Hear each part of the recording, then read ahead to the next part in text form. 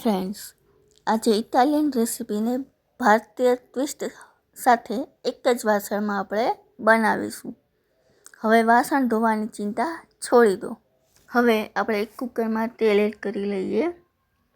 તેલ ગરમ થાય એટલે આપણે ડુંગળી અને લસણ એડ કરી દઈશું.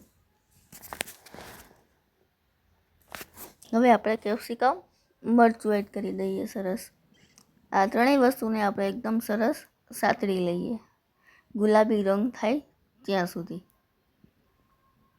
પછી આપણે ટમેટાં એડ કરીશું.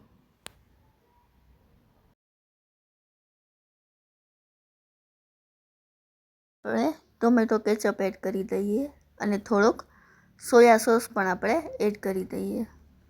સરસ આપણે મિક્સ કરી દઈએ. હવે આપણે થોડીક હળદર એડ કરીએ, થોડું ધાણા જીરું આપણે એડ કરીશું અને થોડું કાશ્મીરી મરચું એડ કરી દઈએ. સરસ મિક્સ કરી લઈએ.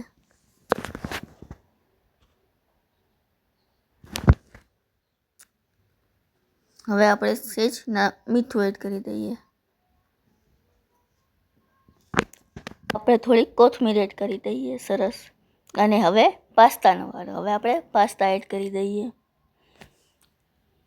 બસ મિક્સ કરો. બસ હવે પાસ્તા પાણીને મિક્સ કરીએ અને 2 મિનિટ ઉકળવા દઈએ. આહા, ફક્ત 10 જ મિનિટમાં આપણા પાસ્તા તૈયાર થઈ જશે. તો આપણે 5 થી 6 સીટી કરી લઈએ.